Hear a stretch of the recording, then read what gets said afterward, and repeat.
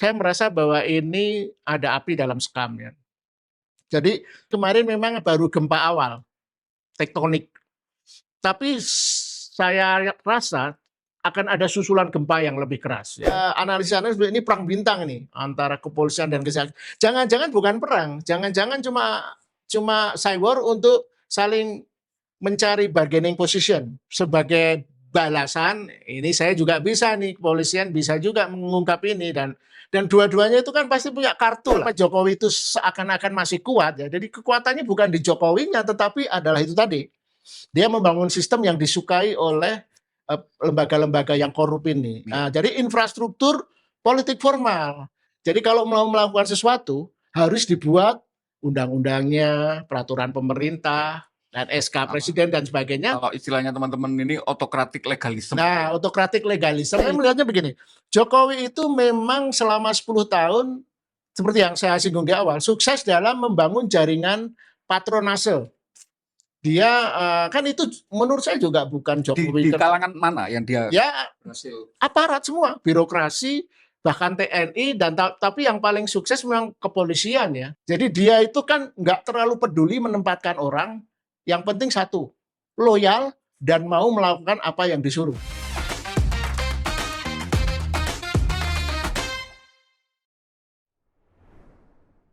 Salam Pancasila. Kawan, ketemu lagi dengan saya Winarko Ngantiwani di Ruang Dialektika.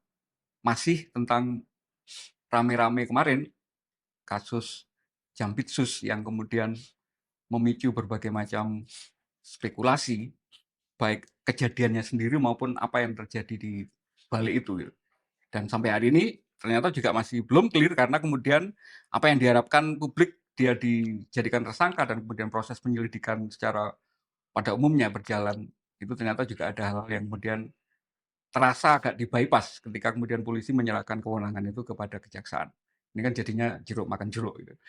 Nah, untuk memahami ini lebih lanjut, kita undang untuk pertama kalinya ke Ruang Dialektika seorang jurnalis senior yang kemudian beberapa waktu terakhir sangat kritis melihat berbagai macam dinamika yang ada di Indonesia. Bung Lukas Luarso. Salam Pancasila dulu, Bung. Salam. Terima kasih banyak sudah mau datang. Ya, terima kasih telah diundang. Agak banyak sebenarnya mau ditanyakan karena kebetulan memang tertarik dengan gagasan-gagasannya. Tapi kita mulai dari yang berita yang ramai kemarin.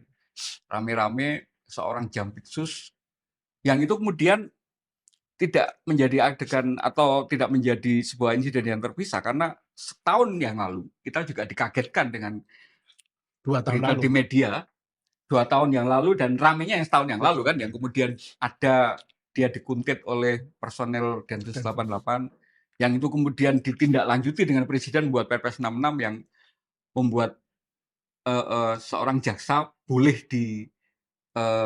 kawal oleh tentara kan gitu kan. Aneh ya. Nah, ini kan kemudian orang spekulasi macam-macam, oh berarti ada cicak buaya jilid baru gitu antara perseteruan antara Gedung Bundar dengan kepolisian. Mungkin bukan cicak buaya, kadal dan buaya. Nah, sekarang kan skalanya jauh lebih gede gitu kan. Cicak kan KPK. Ini kan lebih gede lagi gitu kan.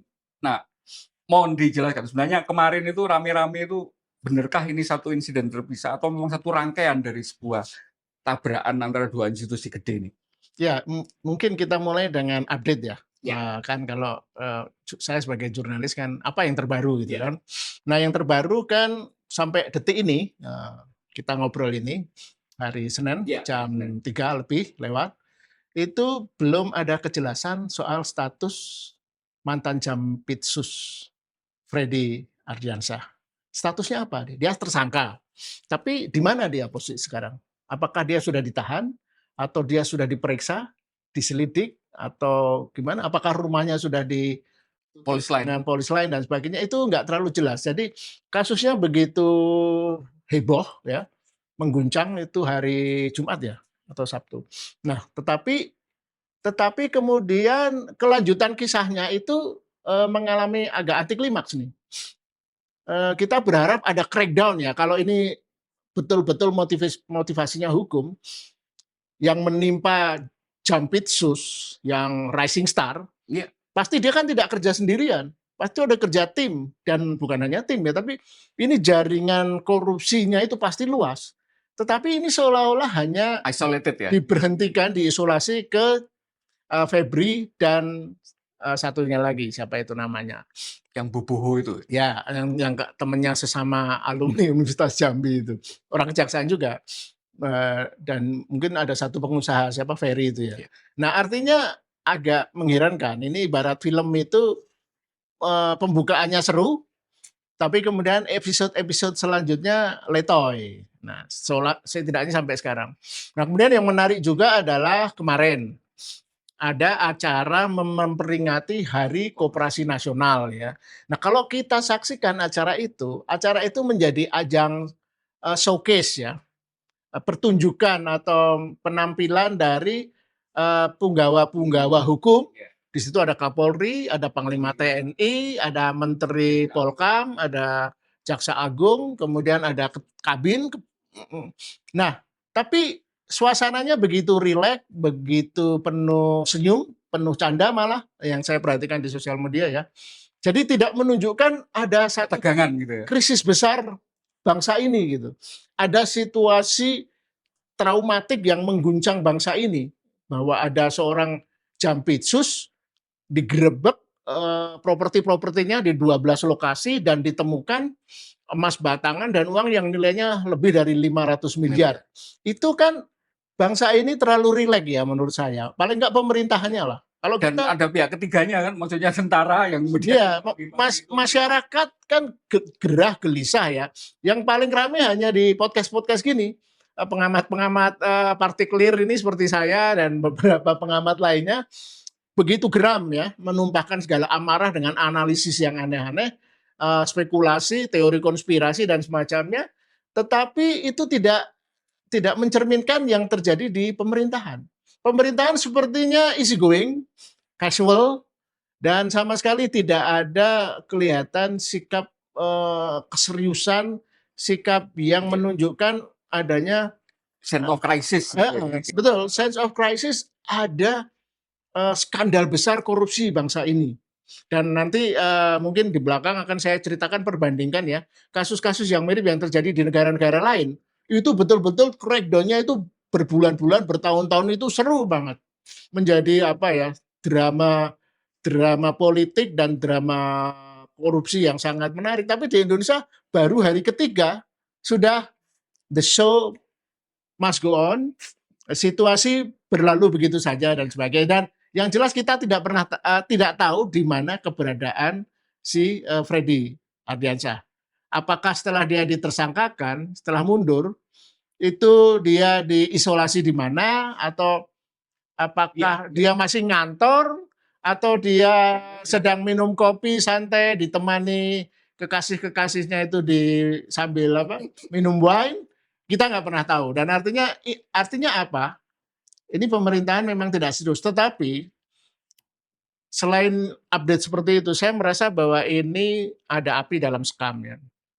Jadi ini 3 hari ini kemarin memang baru gempa awal tektonik. Tapi saya rasa akan ada susulan gempa yang lebih keras ya. Ya, tapi itu semacam dugaan analisis saya. Bisa jadi atau tidak kita nggak tahu. Mungkin itu nanti ya kita bahas tentang konstelasi besarnya. Tapi kita coba stick dulu di kejadiannya kemarin ya, fakta-fakta kejadiannya kemarin. Waktu ditangkap itu kan bukan ditangkap, waktu digerebek itu kan tidak ada kejelasan dia itu sebenarnya statusnya kasus apa kan gitu. Orang kemudian menspekulasikan macam-macam ketika polisian yang menjelaskan bahwa ini hubungannya dengan kasus Asabri, kasus Jiwasraya, sama ada kasus pemadaman. Dalam konteks kemudian dia seorang Jampitsus, itu kan kemudian agak mengherankan ketika polisi waktu nangkap itu nggak punya kepastian dia itu statusnya di perkara yang mana dan sebagai apa kan itu. Nah ini kan juga sudah menimbulkan pertanyaan besar ke publik. Yang kedua, ditambah dengan ada yang aktor ketiga ini tadi, yang tentara yang kemudian yang dia menjaga itu memang ada perpresnya, tapi juga nggak sebanyak itu kan harusnya. Yang kedua, waktu subuh-subuh itu kan ada yang datang perwira tinggi bahkan yang kemudian dia punya jabatan di BAIS, punya jabatan di Satgas PKH kan. Nah ini kan juga lagi-lagi menimbulkan pertanyaan ke publik, ini ada apa gitu. Di kacamatanya Bung Lukas sendiri seperti apa melihat itu? Ya artinya memang dugaan berbagai analis, pengamat itu memang mendasar ya, ada benarnya gitu ada bahwa alasannya. ini bukan soal upaya yang murni hukum. Jadi ingin bahasa Inggrisnya itu meng-crackdown, menghabisi gitu, atau Dibongkar semuanya. membongkar semuanya. Jadi ini seperti saya sebut tadi ada istilah cywar saja sebenarnya. Perang psikis antara kejaksaan dan kepolisian. Kebetulan aktor-aktornya adalah Jampitsus, mantan Jampitsus Febri. Nah, yang memang agak unik adalah kenapa tidak ada penjelasan yang komprehensif. Memang kepolisian kan memberi penjelasan lah ya setelah penggerbekan Deklan, restoran Deklan dan kemudian sekian lokasi itu, kasus ini dikaitkan dengan tiga kasus korupsi kan, Asabri, Jiwasraya, kemudian pemadaman lampu di Sumatera karena kekurangan pasok batu bara, kemudian juga ada satu kasus konflik antar dua perseroan ya, dua korporasi yang semuanya infonya ditangani oleh Jampitsus ini, mantan Jampitsus ini, Febri ini. Nah, tapi kan setelah itu dikemukakan dengan rileks saja, barangkali kalau menurut saya itu harusnya Kapolri itu yang memberi penjelasan. Di sisi yang sama, Jaksa Agungnya juga memberi penjelasan. Kemudian disusul sehari kemudian Presiden Prabowo mestinya memberi penjelasan. Karena ini kan menyangkut aparat hukum negara paling tinggi kan, kepolisian, kejaksaan, TNI. Tapi kan semuanya diserahkan pelaku-pelakunya itu. Jadi mereka yang menggerebek. Pelakunya hanya Kabid Humas yang ngomong. Dari kejaksaan juga Humas. Dari pemerintah kan belum ada penjelasan yang persis kan. Misalnya mestinya kalau dulu zaman Soeharto kalau ada krisis semacam ini atau skandal biasanya Harmoko kan minimal. Kalau kasusnya lebih besar Soeharto sendiri biasanya. Perjalanan dari mana di pesawat, Soeharto menjelaskan. Nah ini Prabowo juga belum menjelaskan apa-apa kan. Yang bisa dianggap mewakili itu mungkin Habibur Rahman kan waktu hari Kamis sore. Ya, Habibur Rahman kan sebenarnya portofolio dia mewakili DPR. Makanya itu juga kan. Jadi ini harus menurut saya kalau bukan, istana, kan, kalau bukan presiden ya minimal saya nggak tahu mesti Kementerian Komdigi atau Menko Polkam atau ya minimal Kapolri bersama Panglima TNI dan Jaksa Agung bertiga berdiri di depan media menjelaskan sisi meleknya dan menjelaskan follow up-nya, penanganan lebih lanjut dan sebagainya dan sebagainya. Kalau itu mereka serius. Tapi kan ternyata memang terbukti tidak serius. Jadi memang ini cywar, dugaan saya setelah cywar itu setelah memberikan cywar itu semacam dua orang kayak mau tinju, kemudian press conference pura-pura sampai pukul, mau niat kayak mau mengangkat, mau berantem habis itu jangan-jangan pertandingannya nanti seperti pertandingan abal-abal. Menarik lagi itu juga kemudian dinamikanya hari kedua, hari Jumatnya itu paginya Jampitsus konferensi pers merasa tidak ada apa-apa. Rumah diakui tapi uang katanya nanti bisa dijelaskan gitu. Seolah-olah kemudian kejadian semalam yang heboh sekali itu nggak ngefek apa-apa ke dia. Iya, itu yang menurut saya malamnya ada konferensi pers oleh kepolisian untuk yang kemudian orang sudah nunggu kan untuk kemudian ini ditersangkakan. Iya. Itu juga nggak ada gitu. Ya, yang saya sempat tonton ya di medsos khususnya lah cuplikan-cuplikannya. Febri itu punya apa ya? Dari wajahnya ya ketika memberikan keterangan itu press conference dia cukup punya self confidence dan dari wajahnya itu tidak terlihat orang yang lagi kusut karena ketahuan gitu, maling yang ketahuan kan. Atau habis dimarahi bosnya gitu kan ya. Dia seperti orang yang percaya diri dengan rileksnya bilang itu memang rumah saya, rumah pribadi, tapi soal uang dan emas itu nanti akan saya jelaskan gitu dan pokoknya intinya dia tidak jelas apakah itu punya dia atau punya siapa. Dugaan publik kan ya itu adalah hasil-hasil sitaan yang dia kantongi atau penyuapan ya. Logika kita begitu. Tapi inilah intinya yang ketidakjelasan ini memang menunjukkan ini negara tidak diurus dengan serius. Ini negara main-main ini, negara ketoprak ini dan kasus waktu kan analisis ini perang bintang nih antara kepolisian dan kejaksaan. Jangan-jangan bukan perang, jangan-jangan cuma cyber untuk saling mencari bargaining position. Oke, ini saya bargaining posisinya gini. Karena kan sebelumnya kejaksaan meng-crackdown MBG itu kan. Ada jenderal di kepolisian yang Ada ketangkap. Jenderal Purnawirawan bintang 2 sama Jenderal Aktif bintang 1. Ya, barangkali sebagai balasan ini saya juga bisa nih, kepolisian bisa juga mengungkap ini, dan dua-duanya itu kan pasti punya kartu lah. Pasti sudah saling mengintai, sudah tahu rahasia masing-masing, berapa yang disikat, berapa yang, jadi kan pasti kalau mengungkap skandal korupsi sekian persennya jangan-jangan masuk kantong gitu, atau yang kejaksaan kan beberapa kali itu menunjukkan dagelan lucu ya di depan presiden, menunjukkan uang cash bertumpuk-tumpuk gitu. Itu uang cash yang bertumpuk-tumpuk itu seingat saya hanya ini nih, kaum mafia Iya, Escobar gitu kan. Nggak mau ngomong gitu tadi. Ketika digeledah rumahnya bertumpuk-tumpuk uang dolar gitu.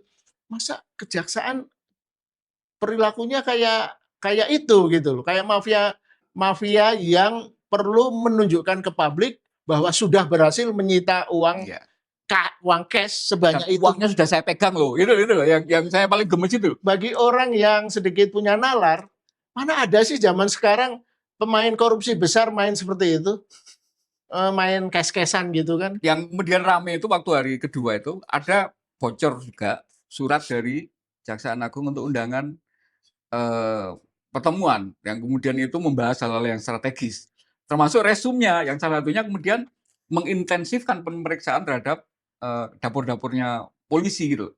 Nah, ini juga masuk ke sini. Apa sih sebenarnya dipegang kalau tadi ngomong tentang masing-masing itu saling bergening atau saling ngunci itu? Yang dipegang polisi apa terhadap kejaksaan, kejahatannya kejaksaan, yang dipegang kejaksaan apa terhadap kelemahannya polisi? Ya kan gini, di Indonesia itu kan sistem hukumnya unik ya. Jadi dua lembaga ini, kepolisian dan kejaksaan itu saling bahu-membahu dalam menangani kasus-kasus kejahatan kan, pidana ya khususnya. Jadi polisi yang melakukan penyelidikan, mencari fakta-fakta, kemudian setelah selesai penyelidikan dan fakta-faktanya diserahkan ke kejaksaan untuk diproses ke pengadilan. Sistem kontinental itu kan mungkin nggak tahu, itu sistem yang mengadopsi sistem Belanda ya. Kalau sistem yang di negara-negara Eropa tertentu kan tidak seperti itu. Jadi bukan polisi yang bekerja kemudian diserahkan ke kejaksaan. Biasanya kalau kayak itu ya FBI yang bekerja, polisi hanya membantu FBI. Nah, tapi kan justru itu, seperti yang saya bilang tadi, karena kerjasama erat dalam menegakkan hukum ini, pidana gitu, khususnya pidana, itu mereka jadi tahu sama tahu lah. Iya, Setiap kasus karena nggak bisa kerja sendiri. korupsi besar atau kecil, kan kasusnya harus selalu diserahkan ke kejaksaan untuk di P21 dan kemudian diproses. Kalau kejaksaan butuh fakta dan data, pasti juga akan minta ke polisi kan. Tugas jaksa kan adalah memproses menuju keadilan. Nah, jadi soal misalnya apakah item-item kasus korupsi di internal kepolisian, pasti semua hal lah ketahuan lah, dan khususnya kasus-kasus besar ya yang sekarang sudah kita tahu bersama adalah karena Prabowo udah marah-marah kan, inilah industri ekstraktif ya, komoditi ya, sumber daya alam, batu bara, nikel, timah. Yang akhirnya membuat mereka membuat Satgas PKH itu kan. Ya, dan artinya tidak perlu dirinci satu persatu kartu truf masing-masing itu apa. Dua-duanya sudah tahu semuanya. Dan kepolisian juga tahu bagaimana kejaksaan menangani kasus korupsi kalau ada hengki-pengki gitu, kong kali kong dan sebagainya. Nah, apakah dalam hal tertentu kalau selama ini kedua lembaga ini solid, serasi, harmonis, nah mungkin kemudian kasus MBG ini memicu karena permainannya mulai agak keras gitu kan, karena kejaksaan mengambil dua jenderal polisi dan sekarang dibalas dengan ini gitu, dibalas dengan jampitsus. Nah, kita nggak tahu selanjutnya apa. Nah, nanti itu masuk wilayah obrolan kita ini masuk wilayah 2, persekongkolan. Terakhir sebelum itu, Ya. yang lagi-lagi yang fenomena yang kemarin. Jadi melibatkan pihak tentara itu, terus Kapus Pen ngasih penjelasan juga waktu hari Jumat itu. Yang lagi-lagi nggak menjelaskan masalah, karena kemudian yang di rumah itu diakui, dan yang sepeleton itu, tapi yang datang ke Polda itu tidak diakui sebagai itu tentara gitu kan. Padahal semua orang sudah punya fotonya, ada yang bawa senapan, nama dan pangkatnya orang sudah tahu semua gitu. Nah ini kan juga lagi-lagi, kalau TNI aja nggak bisa memastikan keberadaan anggotanya, menjelaskan kepada publik, ini kan berarti ada hal yang sangat besar yang ditutup-tutupi. Kalau Bung Lukas ngelihatnya gimana? Ya, itu kan mereka tidak ingin menutup-nutupi, wong udah terlihat jelas. Iya, tapi nggak dijelaskan terbuka juga. Tidak dijelaskan karena mereka pura-pura ignoran saja.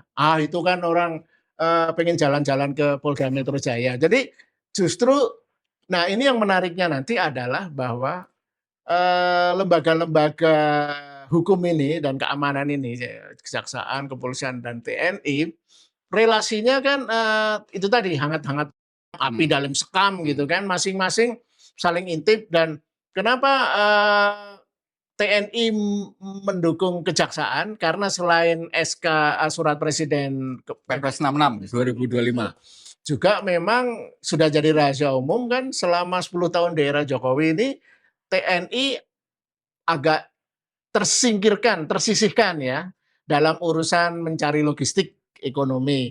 Nah, sementara di sisi lain polisi diberi jalan tol. gila-gilaan gitu. Dan kejaksaan mungkin iya, tapi kejaksaan tergantung kreativitas inilah ya. Secara institusional baru mungkin di era Jampitsus ini kali, atau di era Jokowi 5 tahun terakhir ini kejaksaan juga mulai bermain. Tapi yang paling fatal memang kepolisian ya.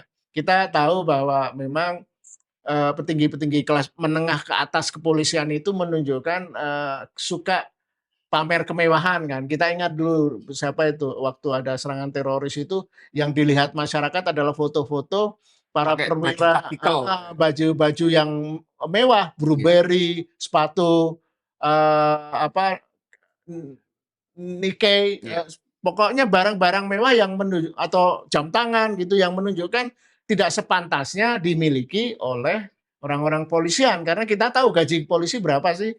Dan bukannya kita ingin bahwa polisi itu harus kere, enggak juga, tapi yang proporsional aja. Kalau gaji kepolisian segitu, masa sih bisa pamer kekayaan seperti itu.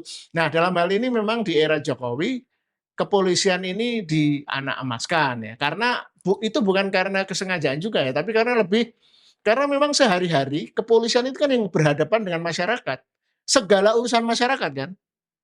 Kalau kejaksaan itu kan hanya berhadapan dengan urusan masyarakat jika terjadi kasus.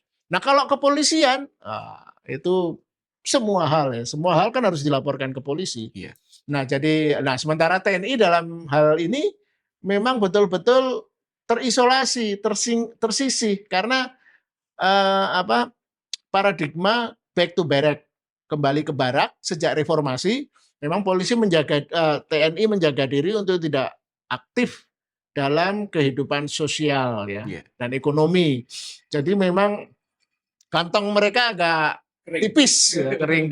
Dan baru di era Prabowo inilah mereka akan diangkat lagi, dibuatkan batalion-batalion baru. Ya, Satgas PKH itu juga kan. Satgas itu. Jadi benar-betul Prabowo ingin mengangkat TNI ke tempat seperti era Orde Baru, dan sekarang mulai bisnis-bisnis juga mungkin ya. Dan itu bisnisnya itu sekarang mulai dari BUMN kan, Agrinas. Kan semuanya sekarang ditangani TNI. Kemudian Koperasi Merah Putih, dan pengambil alihan lahan-lahan sawit, kemudian juga pengamanan PSN, tambang-tambang dan sebagainya. Tapi kan mulai kelihatan bahwa TNI juga tentu tidak punya kompetensi untuk itu kan. Misalnya Agrinas itu kan nggak jelas sampai sekarang kalau bukan disebut gagal gitu kan. Iya. KDMP itu juga ya. Nah, sekarang masuk yang part 2-nya itu. Yeah. Karena kemudian yang beredar spekulasinya lagi-lagi, ini ada tag team gitu kan, ada persaingan antara kalau nggak dibilang apa konspirasi gitu. Jadi kejaksaan berkoalisi dengan tentara, Tentara. di sisi yang lain polisi berkoalisi dengan KPK. Yang kemudian masing-masing ini punya pengendali gitu, yang diarahkan kepada ini yang Malang, yang satu di Solo gitu. Kacamatanya seorang Ya, jurnalis senior gitu melihatnya gimana ini? intinya kan analisis yang populer kan perselisihan saat ini antara kubu kejaksaan kejaksaan TNI versus polisi dan mungkin KPK. KPK itu adalah perang proksi kan. Sebenarnya yang berselisih itu yang lebih di atas. Iya.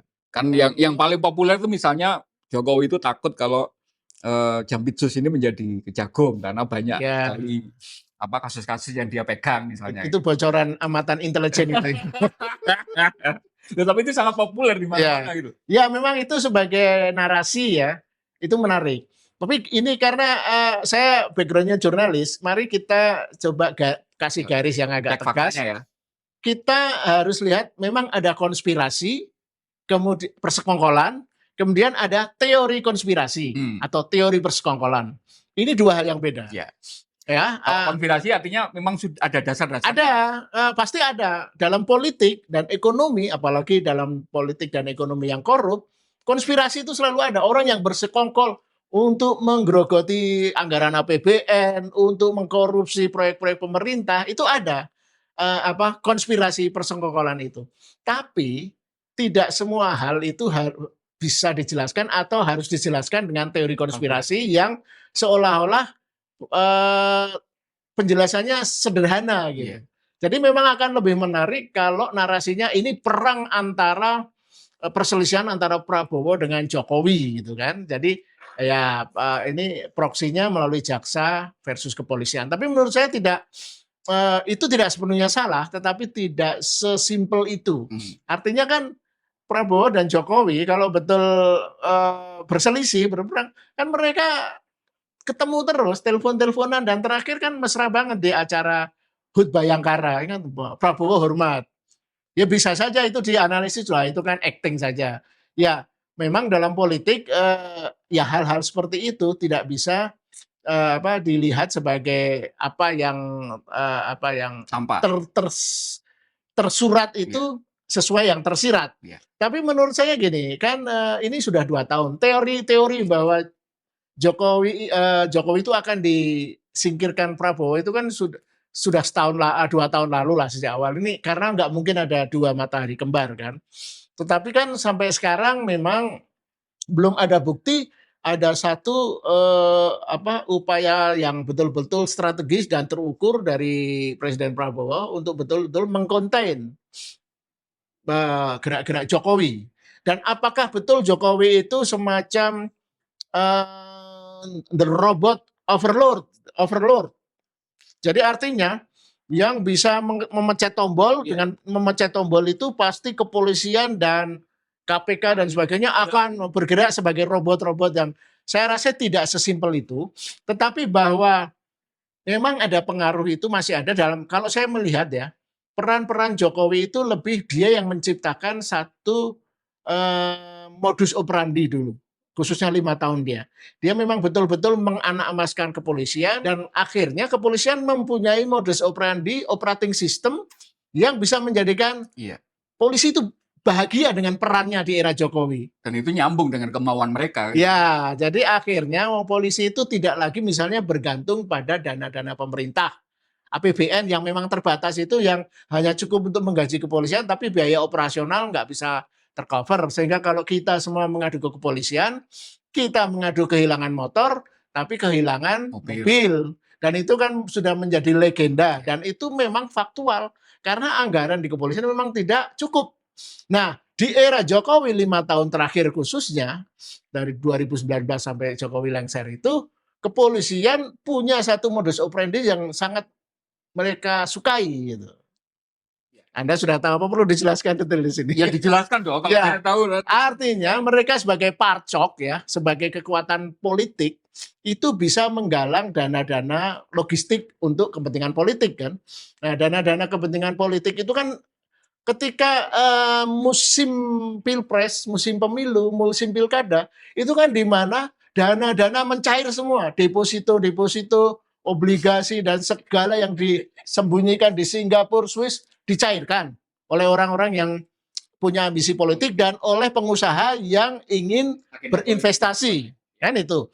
Nah, disitulah polisi ikut menikmati dan mereka happy dengan Jokowi dan mereka loyal itu bukan ke Jokowinya sebenarnya, loyal pada adanya sistem modus operandi ini yang sangat mereka sukai ini. Memberdayakan mereka ini kira-kira gitu ya. Iya, Itu murni biaya dari Solo berarti kegiatan-kegiatan.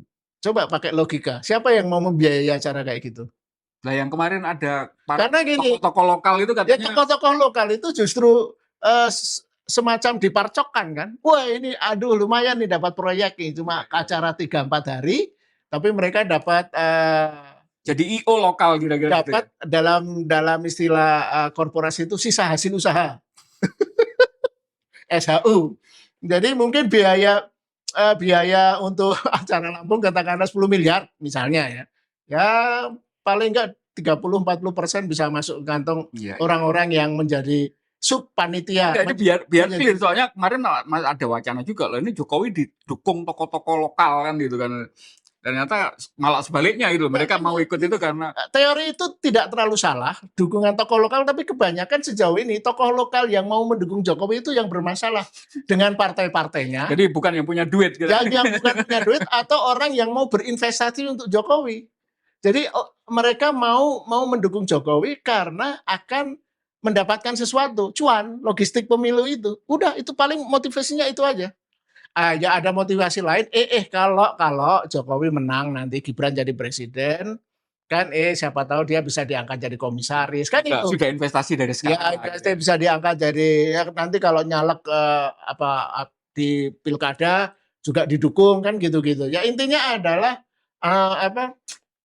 hasrat-hasrat untuk memanfaatkan aja. Jadi simbiose mutualisme antara Jokowi dengan orang-orang bermasalah ini.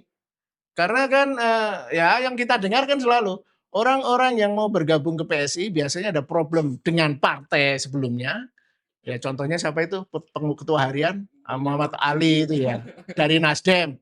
Kalau bukan dia terbuang atau tersingkir dan gagal waktu nyalek di pemilu 2024 gitu ya kemudian ada yang mau menampung Jokowi dan Jokowi melihat itu talent-talent bermasalah ini yang walaupun bermasalah karena memang politik di Indonesia bermasalah, mereka punya pengalaman lapangan yang bisa dimanfaatkan ketimbang meng-hire seperti Anda yang pasti tidak punya merekrut orang seperti Anda yang pinter berwacana. Teori gitu, nggak ngerti real politik. Berwacana tapi real lapangan bagaimana membeli suara di KPU, bagaimana memanipulasi rakyat, money politik itu kan enggak. Jadi memang itu tadi istilahnya minyak ketemu minyak, air ketemu air gitu.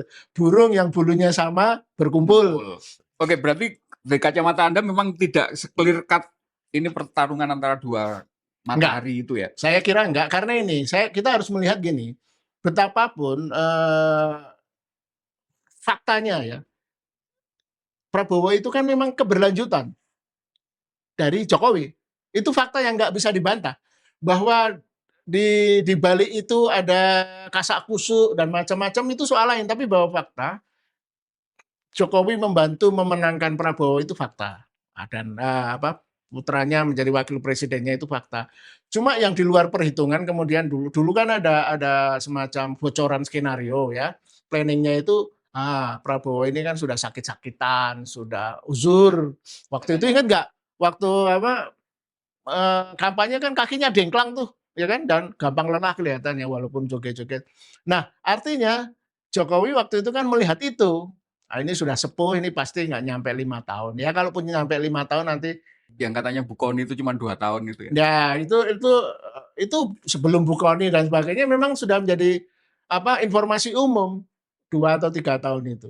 Tapi kan Bu Kony itu hanya menegaskan ada dokumen yang hitam di atas putih. Nah, saya justru nggak terlalu percaya. Masa kesepakatan seperti itu ada hitam di atas putih. Ya, dengan kemudian tidak ada perseteruan yang keras itu. Gimana menjelaskan kemudian ketika misalnya orang menghubungkan, ini kan satu rangkaian ketika sebelumnya Roy Suryo sama Bu Tifa yang tadinya ditahan polisi, mau ditahan, diserahkan ke kejaksaan, ternyata dibebaskan. Jadi, terus sebelumnya lagi ada kasusnya Gibran yang katanya ada mengundang mahasiswa, dijual dikasih uang, yang itu kemudian diusut oleh polisi, menguap kan gitu kan. Nah, ini seolah-olah kemudian ada rencana skenario-skenario yang lagi-lagi ngaitnya ke Solo gitu. Ya kalau saya melihat itu sebagai event-event ya. Jadi Tadi kan ada kaitan, apa terpisah sama sekali? Kita aja yang terlalu ngasal untuk kemudian nyambung-nyambungkan gitu. ya gini, kalau saya kecuali kita punya bukti-bukti yang jelas ya, ya kita bisa tarik kesimpulan itu. Tapi bahwa kemudian ada tafsir seperti itu, saya juga nggak terlalu mempersoalkan, nggak menyalahkan. Tapi menurut saya itu hanya event ya, yang di-create agar agar tampil, agar tetap menjadi wacana. Seperti Gibran itu kan selalu hanya menunggangi isu kan. Prabowo lagi dikecam, dihujat soal koperasi, soal MBG, sekolah untuk rakyat, dia malah ketemu mahasiswa, kemudian bilang dia ingin menjadi antitesis dari Prabowo yang tidak mau mendengar, sementara dia mau mendengar walaupun dia membayar mahasiswa untuk itu kan.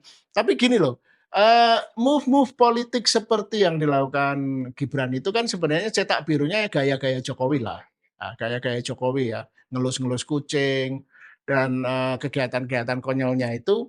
Nah, dia pikir itu formula yang menarik. Kan Jokowi itu kan apa yang disebut dengan politik populisme kan. Politik populis itu berbasis pada kesederhanaan cara berpikir rakyat kebanyakan.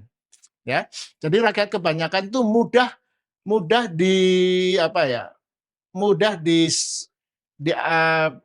ditipu dengan aksi-aksi yang seolah-olah demi rakyat gitu. Kalau dulu kan Jokowi belusukan, masuk gorong-gorong dan sebagainya. Tapi kan itu masyarakat bahkan kelompok kelas bawah pun sudah tahu bahwa itu semuanya aksi tipuan. Sinetron lah. Ya, bukan tipuan menurut saya. Jokowi itu tidak menunjukkan pro rakyat sama sekali. Ingat nggak ketika dia bagi-bagi amplop, kemudian ada nenek-nenek yang entah kenapa habis nerima amplop pengen nyium tangannya di sampluk gitu kan. Nah, itu menunjukkan karakter Jokowi sebenarnya itu. Kalau nggak di depan kamera. Iya, itu bawah sadar yang dia tidak sadari itu untung direkam kamera. Dan waktu di Lampung dia suka banget ditandu itu. Karena kalau orang yang memang punya karakter merakyat, dia akan malu, segan, dan enggan diperlakukan seperti itu. Jadi dia memang deep down in his heart itu memang sudah mulai merasa bahwa dirinya itu layak menjadi sultan atau baginda pemuka bangsa dan sebagainya. Jadi tidak ada setitik pun sebenarnya dia merakyat. Misalnya contoh lain, mantan presiden lain itu kan cuma punya rumah yang lahannya nggak besar gitu kan. Tapi Jokowi di lahannya di Solo itu sampai 2 hektar katanya. Ini yang dibuatkan negara apa yang rumah ditempati sekarang? Bukan yang hadiah dari negara sebagai itu adalah beberapa contoh lah yang bahwa Jokowi itu memang kemudian sangat menikmati sebagai sosok yang elit gitu ya. Iya, yang sangat disembah gitu. Nah, dia baju-baju dia suka pakai baju adat itu lebih ingin menunjukkan itu bahwa dia itu bangsawan seperti itu. Jadi berasal dari semacam insecurity juga sebenarnya dia itu. Meskipun sudah pernah jadi presiden 2 periode itu nggak cukup ternyata untuk. Iya, dan dia kan itu sangat jelas ya. Dia kan setelah periodenya mau selesai, dia langsung meng-create gerakan supaya 3 periode. Sebelumnya dimulai dengan perpanjangan jabatan, alasannya COVID gitu kan. Dan ketika perpanjangan jabatan gagal, 3 periode gagal, akhirnya kartu terakhir anaknya. Nah, sekuen-sekuen itu kan sebenarnya ya, kembali ke teori konspirasi tadi, itu bukan semuanya dirancang A dan Z-nya itu secara detail, tapi selalu hanya merespon, kalau melakukan ini dapat respon apa. Nah, misalnya gini, Jokowi pengen 3 periode, maka dia menemui Megawati, ingat nggak pertemuan yang 2 jam? Iya. Tapi keinginannya untuk menyampaikan bahwa Bu, tolong dong saya didukung 3 periode, kan nggak keluar katanya yang saya dengar. Jadi akhirnya itu omongan basa-basi ngalor ngidul, dan intinya kemudian apalagi sikap Megawati waktu itu jelas, tidak harus patuh pada konstitusi 2 periode. Nah, dalam hal itu saya sangat Salut ya. salut sama Megawati. Terlepas dari apapun itu sikap yang bagus ya. Kalau Megawati sikapnya nggak tegas waktu itu, memang Jokowi sudah tiga periode itu. Nah, kembali kemudian ke hari ini, ketika ternyata Jokowi nggak se-powerful itu ke dalam.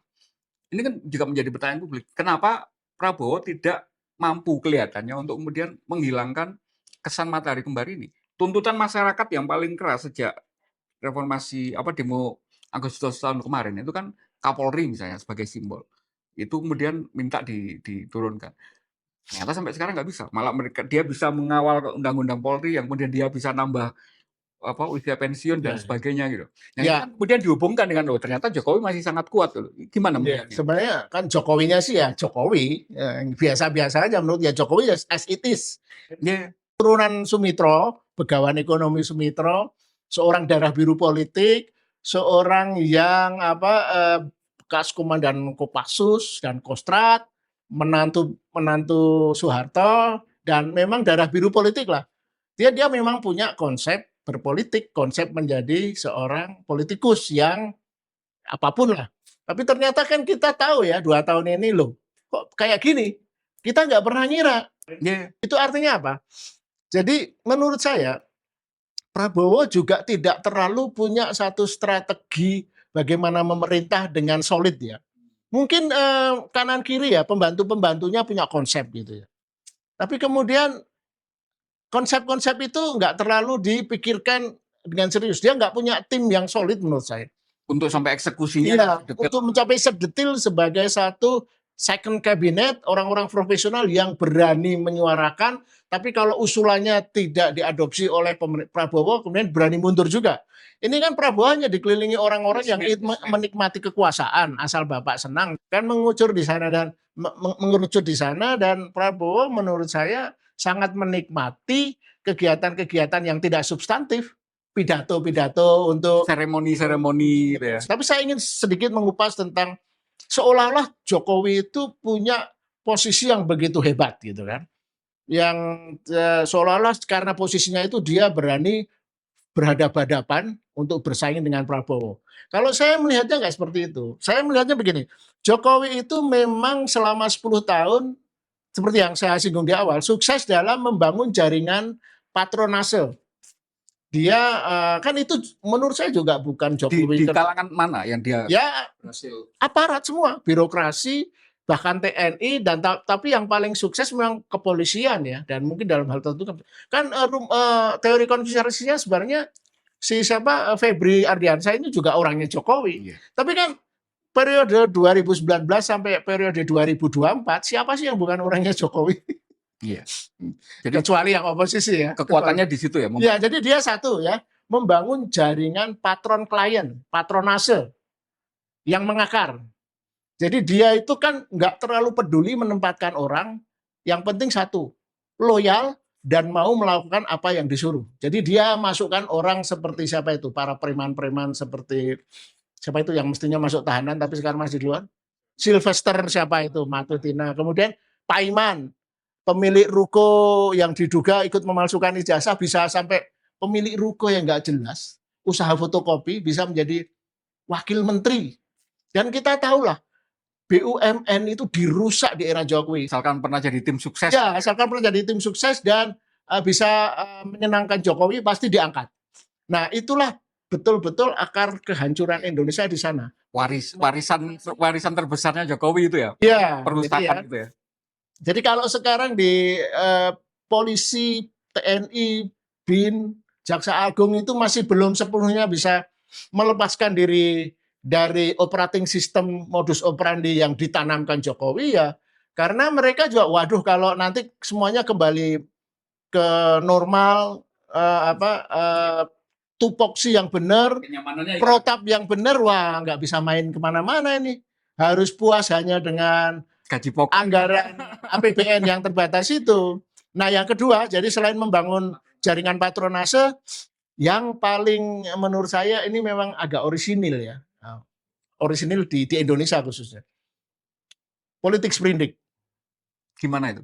Politik sprindik itu memberikan kepada kepolisian dan KPK khususnya dua itu dan mungkin jaksa juga untuk untuk menjadikan kasus-kasus, data-data, informasi seseorang politikus yang akan maju untuk dipersoalkan karena mana ada orang yang 100% bersih ya, apalagi Jadi politikus ya. bahan sandera gitu ya. Dan itu juga bukan hanya lawan politiknya, tapi juga kepada orang-orang di sekelilingnya untuk loyalitas. Kita masih ingat drama Menteri Golkar gitu, Ketua Golkar, Erlangga Hartarto di depan siaran langsung dia harus mundur tanda tangan saat itu.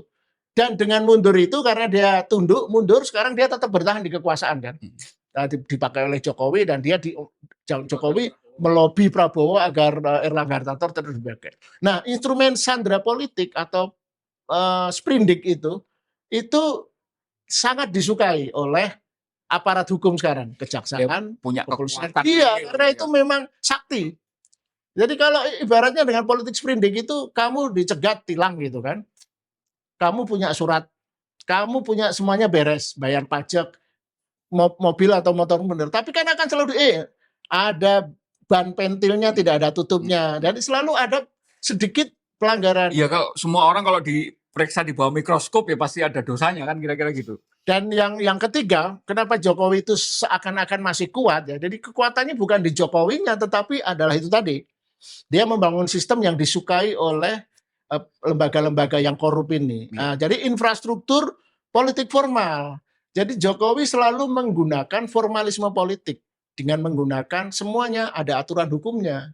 Jadi kalau mau melakukan sesuatu harus dibuat undang-undangnya, peraturan pemerintah, dan SK presiden dan sebagainya. Kalau istilahnya teman-teman ini autokratik legalisme. Nah, autokratik legalisme itu dipakai Jokowi untuk itu. Jadi ini juga disukai oleh formalisme politik bernegara ala Indonesia ini, tipu-tipu gini.